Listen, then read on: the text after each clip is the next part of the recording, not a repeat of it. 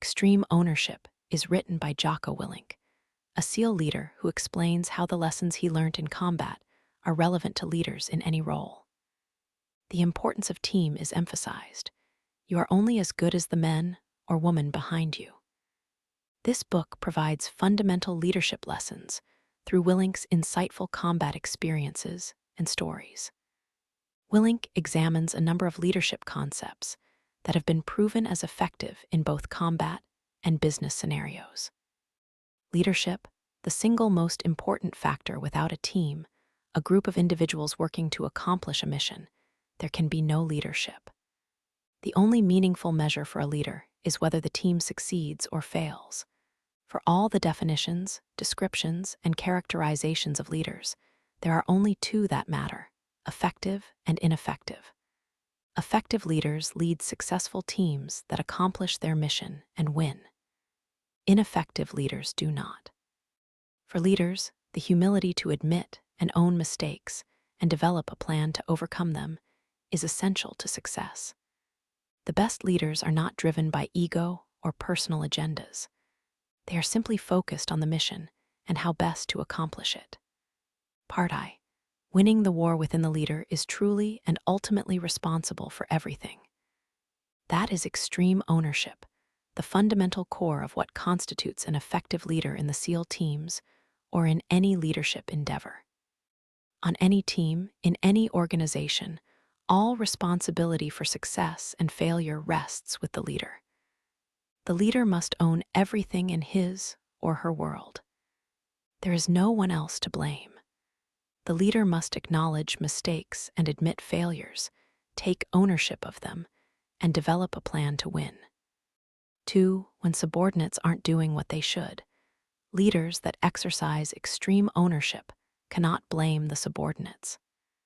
They must first look in the mirror at themselves. The leader bears full responsibility for explaining the strategic mission, developing the tactics, and securing the training and resources to enable the team to properly and successfully execute.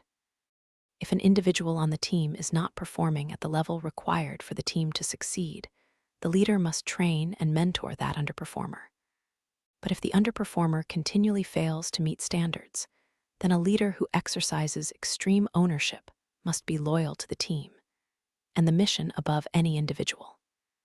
If underperformers cannot improve, the leader must make the tough call to terminate them and hire others who can get the job done. It is all on the leader. Total responsibility for failure is a difficult thing to accept, and taking ownership when things go wrong requires extraordinary humility and courage. But doing just that is an absolute necessity to learning, growing as a leader. Extreme ownership requires leaders to look at an organization's problems through the objective lens of reality, without emotional attachments to agendas or plans. It mandates that a leader set ego aside, accept responsibility for failures, attack weaknesses, and consistently work to build a better and more effective team. Such a leader, however, does not take credit for his or her team's successes, but bestows that honor upon his subordinate leaders and team members. Not bad teams, bad leaders. When leaders who epitomize extreme ownership drive their teams to achieve a higher standard of performance, they must recognize that when it comes to standards, as a leader, it's not what you preach, it's what you tolerate. Once a culture of extreme ownership is built into the team at every level, the entire team performs well, and performance continues to improve, even when a strong leader is temporarily removed from the team.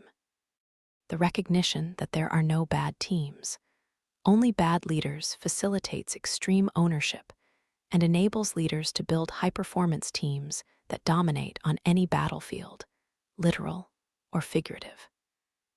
Be a believer in order to convince and inspire others to follow and accomplish a mission. A leader must be a true believer in the mission. 3. If a leader does not believe, he or she will not take the risks required to overcome the inevitable challenges necessary to win. and they will not be able to convince others in many cases. The leader must align his thoughts and vision to that of the mission. Once a leader believes in the mission, that belief shines through to those below and above in the chain of command. Check the ego clouds and disrupts everything. The planning process, the ability to take good advice, and the ability to accept constructive criticism. It can even stifle someone's sense of self-preservation. Often, the most difficult ego to deal with is your own. Be confident, not cocky. Part II, the laws of combat cover and move. It is the most fundamental tactic, perhaps the only tactic. Put simply, cover and move means teamwork.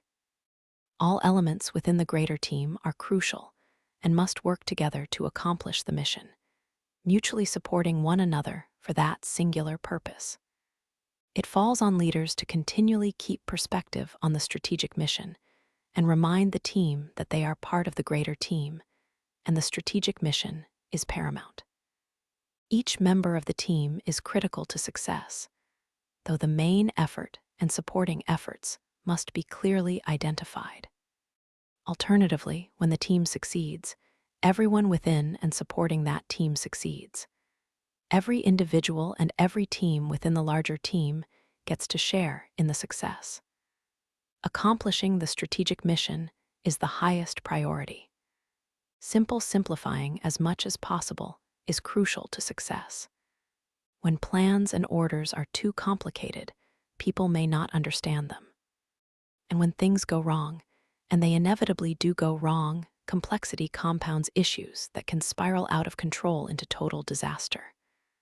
Plans and orders must be communicated in a manner that is simple, clear, and concise. If your team doesn't get it, you have not kept things simple, and you have failed. You must brief to ensure the lowest common denominator on the team understands. Prioritize and execute. 4. On the battlefield, countless problems compound in a snowball effect, every challenge complex in its own right, each demanding attention. But a leader must remain calm and make the best decisions possible. Even the most competent of leaders can be overwhelmed if they try to tackle multiple problems or a number of tasks simultaneously. The team will likely fail at each of those tasks. Instead, leaders must determine the highest priority task and execute. When overwhelmed, fall back upon this principle. Prioritize and execute.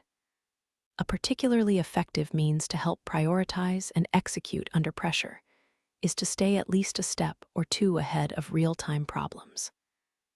Through careful contingency planning, a leader can anticipate likely challenges that could arise during execution and map out an effective response to those challenges before they happen. To implement, prioritize, and execute in any business, team, or organization, a leader must evaluate the highest priority problem. Lay out in simple, clear, and concise terms the highest priority effort for your team. Develop and determine a solution. Seek input from key leaders and from the team where possible. Direct the execution of that solution, focusing all efforts and resources toward this priority task. Move on to the next highest priority problem. Repeat.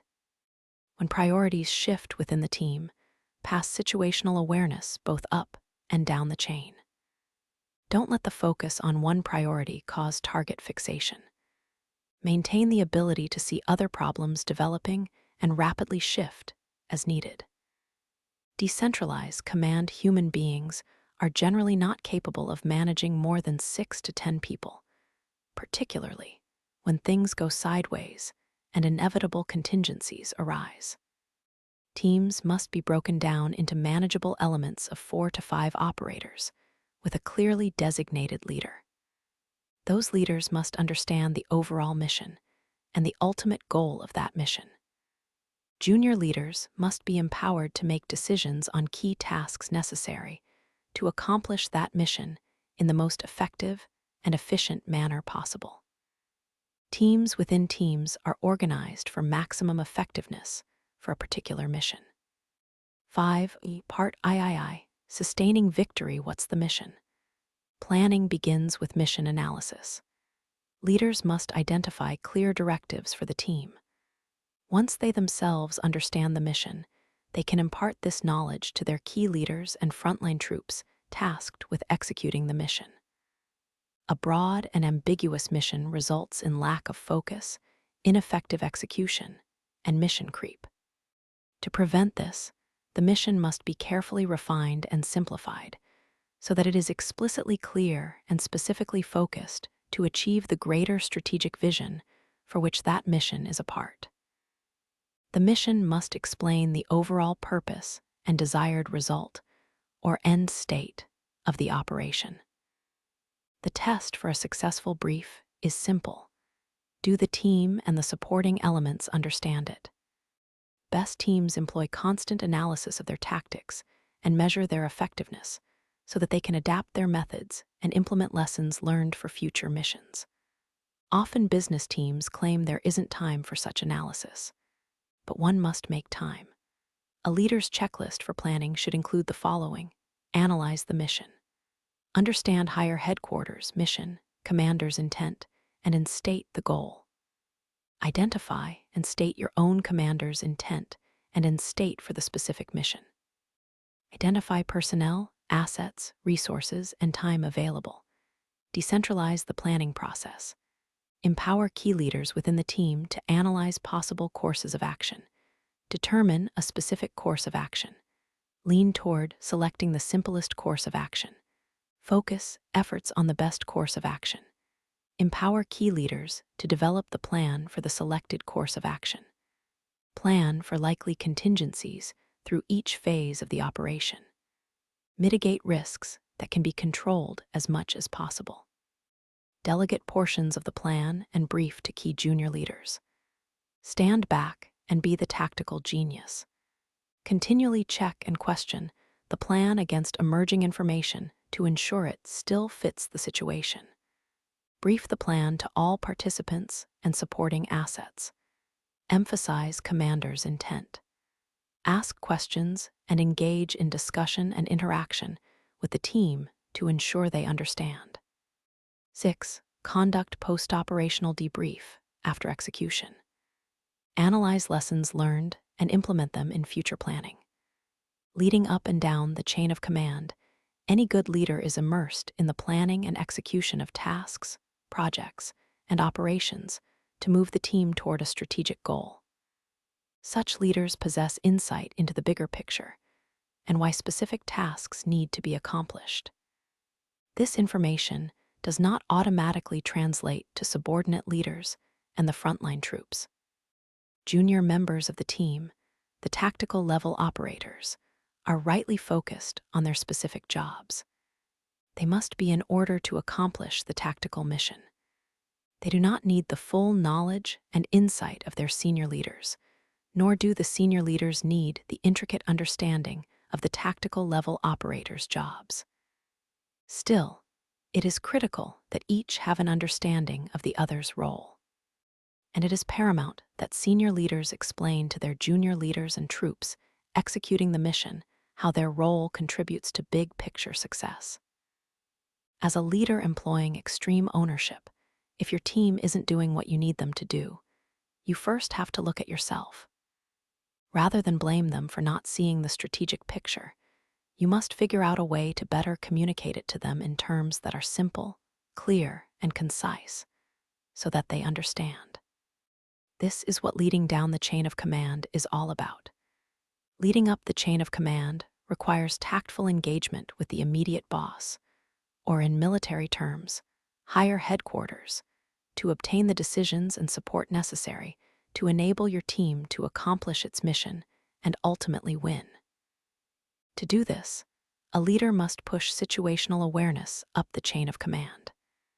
Leading up the chain takes much more savvy and skill than leading down the chain. Leading up, the leader cannot fall back on his or her positional authority. Instead, the subordinate leader must use influence, experience, knowledge, communication, and maintain the highest professionalism. The major factors to be aware of when leading up and down the chain of command are these: Take responsibility for leading everyone in your world, subordinates and superiors alike. If someone isn't doing what you want or need them to do, look in the mirror first and determine what you can do to better enable this. Don't ask your leader what you should do. Tell them what you are going to do. 7. Decisiveness and uncertainty intelligence gathering and research are important, but they must be employed with realistic expectations and must not impede swift decision-making. That is often the difference between victory and defeat. Waiting for the 100% right and certain solution leads to delay, indecision, and an inability to execute. Leaders must be prepared to make an educated guess based on previous experience, knowledge of how the enemy operates, likely outcomes, and whatever intelligence is available in the immediate moment. Discipline equals freedom, the dichotomy of leadership. A leader must lead, but also be ready to follow. A true leader is not intimidated. A leader must be aggressive, but not overbearing. A leader must be calm, but not robotic. A leader must be confident, but never cocky. A leader must be brave, but not foolhardy. Leaders must have a competitive spirit, but also be gracious losers. A leader must be attentive to details, but not obsessed by them. A leader must be strong, but likewise have endurance, not only physically, but mentally. Leaders must be humble, but not passive. A leader must be close with subordinates, but not too close. A leader has nothing to prove, but everything to prove.